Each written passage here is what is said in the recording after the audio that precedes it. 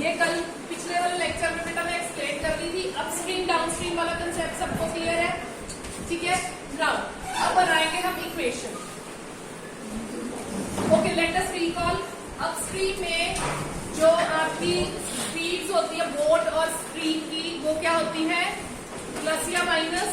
Minus. Upstream is in opposite direction and downstream में same direction, तो speeds क्या होंगी? प्लस। किस किस की स्पीड? बोट की और करंट की। करंट स्ट्रीम, करंट, वाटर, तीनों में से एक भी वर्ड यूज हो सकता है। उधर स्टीमर या बोट, ठीक है, एक वर्ड यूज हो सकता है। Clear? So don't get confuse. अब देखिए हम क्या करेंगे, लेट स्पीड ऑफ स्ट्रीम को लिया हमने, तो लेट स्पीड ऑफ स्ट्रीम क्या लेंगे? एक्स क्या? किलोलीटर के किलोमीटर? क्या metre? Kilometre. Yes, kilometre per hour. X kilometre per hour. ठीक है जी। ओके, अब आपकी इक्वेशन बनेगी, कहता जब हम वो person going at 5 kilometre per hour in still water takes thrice times in going upstream. सीधी सी बात है, किसने टाइम ज्यादा लगेगा? अपस्ट्रीम में के साथ डाउनस्ट्रीम में? अपस्ट्रीम। ठीक है, तो टाइम का फॉर्मूला जी, डिस्टेंस कितना है? 40 किलोमीटर। चाहे अपस्ट्रीम जाओ चाहे डाउनस्ट्रीम जाओ, डिस्टेंस तो सेम रहेगा। 40 किलोमीटर अपस्ट्रीम, ये है अपस्ट्रीम में ज्यादा टाइम लग रहा है, तो डिस्टेंस अपॉन स्पीड। स्पीड क्या आएगी? अपस्ट्रीम में दोनों की स्पीड माइनस। स्टिल वाटर में स्पीड कितनी है? 5 माइनस एक्स। ठीक है ना, बोट की और ये स्ट्रीम। ठीक है, और एक बात याद रखना, x माइनस 5 मत कर देना, फिर आंसर नहीं आएगा। जो बस यहां से याद रख लेना, अगर मैं आपको लेना के समझाऊं, जो वैल्यू गिवन है उसको आगे लिखना। ठीक है। ओके, टेक्स थ्राइस मतलब 3 टाइम्स, और डाउनस्ट्रीम की का टाइम कितना होगा? 40 अपॉन 5 प्लस एक्स। ये डाउनस्ट्रीम। ये टाइम किसका हो गया जी? अपस्ट्रीम का। ठीक है, ये टाइम किसका हो गया? डाउनस्ट्रीम। अब देख लो, जो हमने बना ली इक्वेशन मैच कर दी है जो गिवन था। ठीक है, अब क्या होगा? 40 upon 5 minus x, 120 upon 5 plus x. अब क्या करोगे? ठीक है जी, समझ आ गया? अब इसको करके सॉल्व कर लेना। क्या बताऊं? अपस्ट्रीम में स्पीड टाइम कितना लग रहा है? Distance upon speed. Speed upstream में क्या करते हैं? माइनस। तो 40 डिस्टेंस, स्पीड माइनस अपस्ट्रीम। इस अपस्ट्रीम का टाइम थ्राइस ज्यादा ले रहा है। आपको एक बात और बताई हुई है कि अपस्ट्रीम में टाइम ज्यादा रहेगा तो इज इक्वल टू आगे जाना है, ट्वाइस थ्राइस जो भी लिखा होगा पीछे नहीं आना। बच्चे गड़बड़ कर जाते हैं, इसके आगे ट्वाइस थ्राइस लिख जाते हैं। आगे बढ़ना, पीछे नहीं आना। ठीक है, थ्राइस का time taken by time taken at downstream. Downstream का टाइम क्या है? 40 डिस्टेंस, स्पीड आपका डाउनस्ट्रीम में प्लस होती है, दोनों की स्पीड के साथ प्लस एक्स। क्लियर है? समझ आ गया जी? ओके, अब यहां से इसको क्या कर लोगे? x की वैल्यू एक ही फाइंड आउट करनी है, 2 इक्वेशंस की तो जरूरत भी नहीं है। इसमें क्रॉस मल्टीप्लाई करके x की जो वैल्यू आ जाएगी वो आपकी स्पीड ऑफ स्ट्रीम आ जाएगी। Got my point? आपकी कन्वीनियंस के लिए इसका आंसर लिख देती हूँ। इसका आंसर है 2.5 किलोमीटर पर आवर। जब आप कैलकुलेशन कर लोगे तो आपका आंसर आपको पता चल जाएगा। ठीक है, यस। ये बेटा मोस्ट इंपॉर्टेंट क्वेश्चन है, हॉट्स का क्वेश्चन है। देखिए, इसमें आपका जो 8th क्लास में प्रॉफिट एंड लॉस वाला सेलिंग प्राइस, कॉस्ट प्राइस वाला कंसेप्ट था, वो यूज होगा। ठीक है, see the question. A shopkeeper sells a sari at 8% profit. एक साड़ी को सेल कर रहे हैं 8% प्रॉफिट पर, and sweater at 8% discount. Profit और डिस्काउंट समझते हो ना? ठीक है, thereby getting the sum of 1008। यहाँ से एक इक्वेशन बनेगा। ठीक है, दूसरी क्या है? If she had sold the sari at 10% profit and sweater at 8% discount, she would have got वहाँ पे 102 दोनों? यहाँ पर Yes, ma'am. 102. Find the CP of sari and list price of sweater. List price of sweater means list price before discount. That means mark price. इसको mark price लिखा हो. No, cost price नहीं, mark price. Discount मतलब अगर आपको tag के ऊपर जो वर्ड लिखा होता है ना, जो अभी अमाउंट किसी तरह, हाँ मार्क प्राइस नहीं था, मार्क प्राइस जो लिखा होता है टैग के ऊपर, दैट इज उसका लिस्ट प्राइस. डिस्काउंट उसके ऊपर, अब सेल में जाते हो 1000 वाली चीज है, 10% डिस्काउंट है, ठीक है, तो उसकी सीपी कितनी हो जाएगी? सेलिंग प्राइस मतलब 1000 में से 100 माइनस हो जाएंगे 10%, तो 900 आपका एसपी. ठीक है, ओके. नाउ सी, अब एक आपको डायरेक्ट फॉर्मूला करवाया हुआ था कि to find SP then discount percent, sorry profit percent and CP are given. तो वो क्या होता है? CP into 100 plus profit percent upon 100. ये फॉर्मूला याद है? हाँ, नहीं याद? दोबारा देख लो. अगर आपको यहाँ पे सीपी फाइंड आउट करनी है, ठीक है, आपको सेल्स है ना, तो SP find out, SP find out करनी है, तो क्या होता है? सीपी इधर 100 प्लस प्रॉफिट परसेंट अपॉन 100. और अगर सीपी फाइंड आउट करनी होती है तो ये 100 ऊपर आ जाता है और ये 100 प्लस प्रॉफिट परसेंट नीचे आ जाता है. ठीक है, और इसी तरह डिस्काउंट करना, तो डिस्काउंट यहाँ पे क्या हो जाएगा? माइनस. क्लियर? अब आइए, a shopkeeper sells a sari at 8% profit. Last में क्या लिखा है? Find the CP of sari. तो let CP of a sari be rupees x कल्ला नहीं बेटा, list price of sweater be rupees. अब कहता साड़ी पे हमने क्या दिया? प्रॉफिट हुआ. और स्वेटर पे क्या हुआ? डिस्काउंट. स्वेटर पे, उस साड़ी पे उसने प्रॉफिट दिया, साड़ी पे उसको उसने डिस्काउंट दे दिया, फिर भी उसको प्रॉफिट हो. ठीक है, उसको कितने पैसे अर्न किए उसने? प्रॉफिट नहीं, उसका टोटल सेलिंग प्राइस कितना हो गया? 1000. ठीक है ना. तो पहले हम निकालेंगे एसपी ऑफ साड़ी. पहली इक्वेशन क्या बनेगा? सीपी कितना है? एक्स इंटू 100 प्लस कितना प्रॉफिट है? 8% अपॉन 100. ठीक है, ये क्या बन गया? ओके, एसपी ऑफ स्वेटर भी ले लेते हैं. ये क्या आ जाएगा? X, sorry y into discount है, तो वो क्या हो जाएगा? कितना हो जाएगा? 10% है,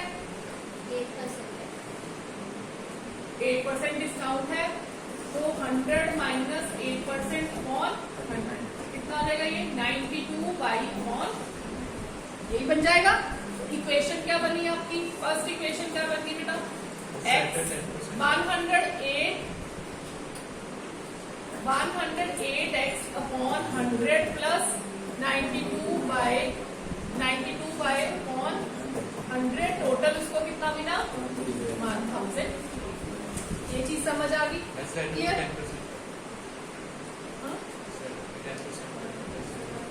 क्यों? Profit and sweater at 8% discount, पहली लाइन पढ़ो.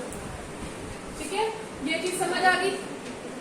क्लियर? अब सेकंड इक्वेशन आप खुद बनाओगे. ये बन गया 108x प्लस 92/1000800, क्योंकि एलसीएम लेके 100 और 100 उधर ट्रांसफर करो. ठीक है,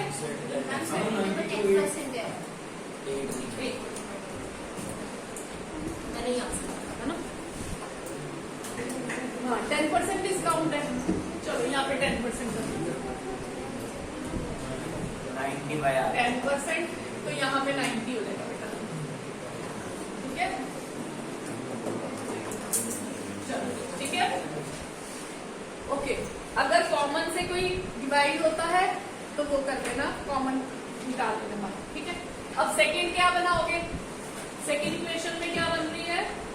if she had sold the sari at 10% profit. 10% profit का मतलब 110/100 एंड स्वेटर एट 8% डिस्काउंट तो कितना हो गया 92/100 110x plus 92/102800 यानी सेकंड इक्वेशन यानी फर्स्ट इक्वेशन। सिंप्लीफाई करने के लिए देख लेना कॉमन कुछ निकलता है।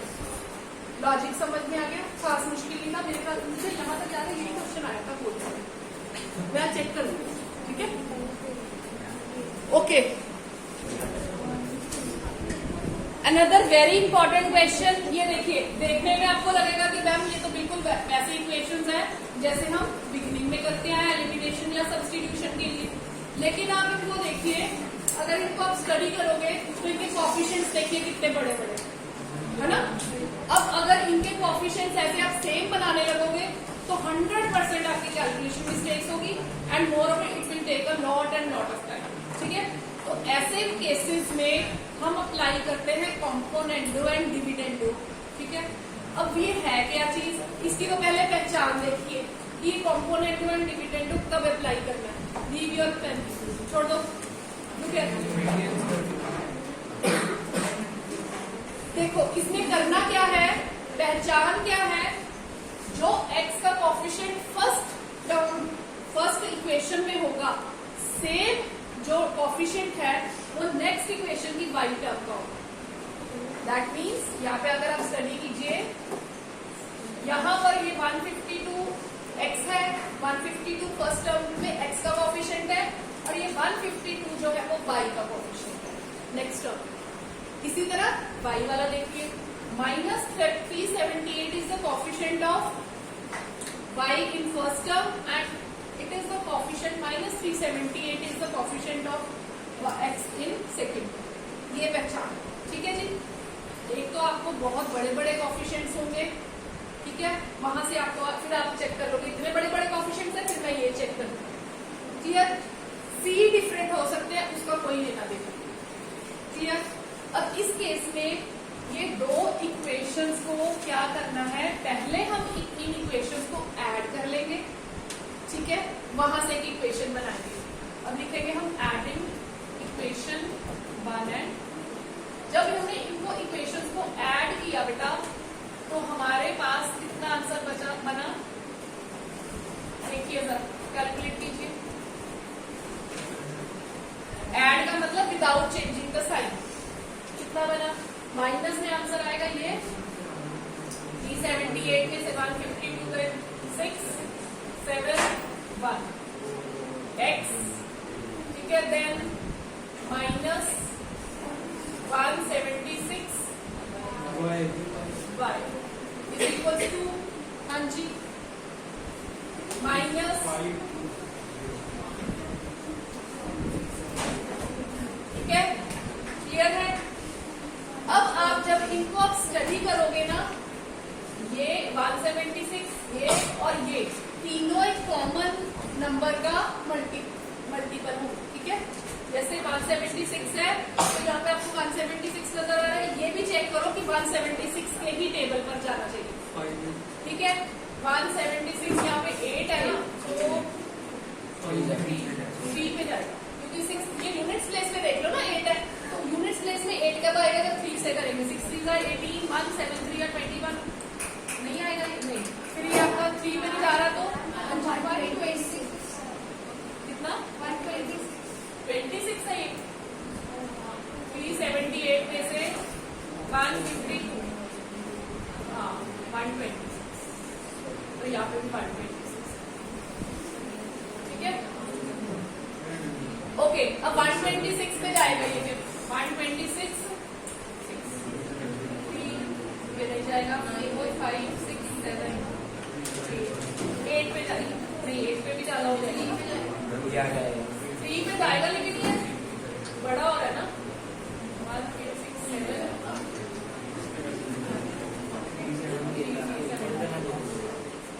एक क्वेश्चन है 426 आएगा, 378 में से 152 माइनस 6 2 2 226 आ रहा है।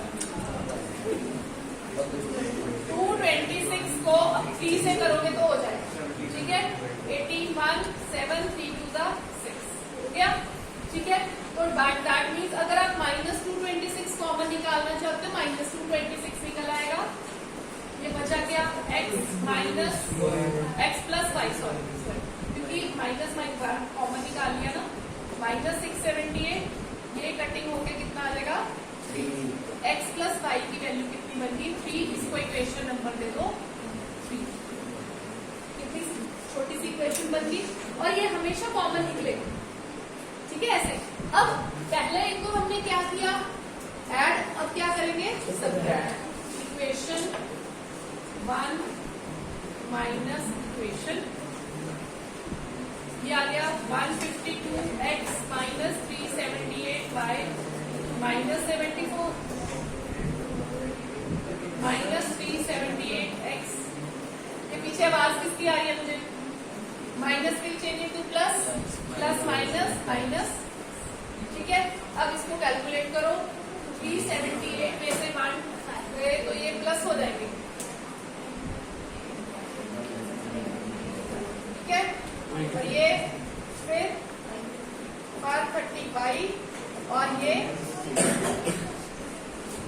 604 में से 74 माइनस करो 530, तो ये बन गया फिर 530x minus y is equals to 1। ये इक्वेशन बन गई 4। ये सिंपल सिंपल इक्वेशन होंगी। अब इनको चाहे ऐड कर लो चाहे सब्ट्रैक्ट, ठीक है। क्या करोगे, ऐड ही कर लेते हैं, ठीक है। By using elimination method,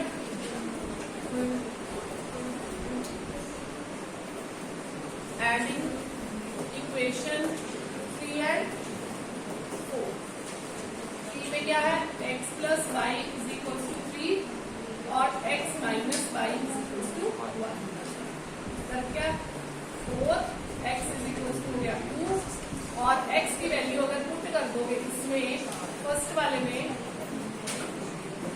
y is equal to 1, ये आपका आंसर, ठीक है। ये बहुत इंपॉर्टेंट क्वेश्चन है, ये मोस्टली पेपर्स में आता है। कॉम्पोनेंट और डिविडेंड याद रखो, फाइन। पहचान पता लगी कैसे करनी है, चलिए। अब आपको के वाले क्वेश्चन करवाऊंगी, ये कर लो नोट डाउन।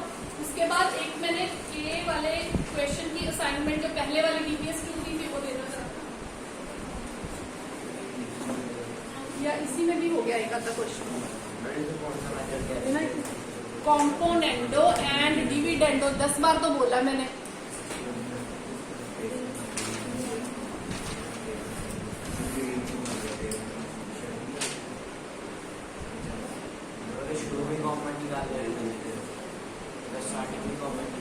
कॉमन निकाल के देख ले, निकलेगा ही नहीं। नेक्स्ट क्वेश्चन इज फाइंड के for which the given equation has unique solution. कुछ नहीं करना, के की वैल्यू निकालनी है, तो जो आपको हेडिंग लिखी होगी ना उसकी कंडीशन लगा लो। यूनिक सोल्यूशन क्या होती है, A1 over A2 not equal to B1 over B। इसको बस इसकी फॉर्म में लिखना है, since given equation has unique solution, unique का मतलब वन सोल्यूशन, ठीक है। देयरफॉर पहले कंडीशन लिख दो, not equal to B1 over B2। A1 की वैल्यू कितनी है यहाँ पे 1 upon B, not equal to minus K upon 1, ठीक है। तो क्या आ गया, minus 3K not equal to, not unique है तो सेंटर में इक्वल टू का साइन भी डालना, नॉट इक्वल टू डालते जाओ -3K, ठीक है। अरे उसको क्रॉस मल्टीप्लाई करके कर दो ना, तो ये -K इज इक्वल्स टू ये आ गया आपका 2/3 हो जाएगा क्रॉस मल्टीप्लाई करके, और ये K is not equal to -2 cross multiply कर दिया, ठीक है, क्लियर। अगला देखिए, अब कंडीशन क्या है, मेनी सॉल्यूशंस। तो कंडीशन मेनी सॉल्यूशन में ये प्रेजेंटेशन साथ में ऐसे लिखनी है, since the given equation has infinitely many solutions. तो कंडीशन क्या होती है बेटा, तीनों क्या होते हैं इक्वल, ठीक है। इनफाइनाइटली मैनी के लिए कोई भी इक्वेशन को इक्वेट कर लो, क्योंकि तीनों इक्वल है। 5/10 2/4 इज इक्वल टू k/3। अब देखो तीनों इक्वल है, आपको k की वैल्यू चाहिए तो चाहे इसको इसके साथ इक्वेट कर दो चाहे इसको इसके साथ कर दो, ठीक है। तो 2/4 इज इक्वल टू k/3 कर दिया, ये हो गया 1/2, ठीक है। k is equal to 3/2 solve करके क्रॉस मल्टीप्लाई क्लियर। कंडीशन लगाई है, वैल्यूज पुट किया है, क्योंकि इक्वल इनफाइनाइटली मेनी सोल्यूशन थे तो क्रॉस मल्टीप्लाई करके कोई इनफाइनाइटली मेनी सोल्यूशन है, इन दो को ले लो चाहे इसको और इसको ले लो। इसका भी देखो 1/2 आ रहा है, इसका भी 1/2 आ रहा है, क्लियर। हमारी k की वैल्यू तो फाइंड ही नहीं हुई। नॉट, वो कहते हैं कि यूनिक सोल्यूशन कब होगा जब k की वैल्यू -2/3 नहीं होनी चाहिए बस।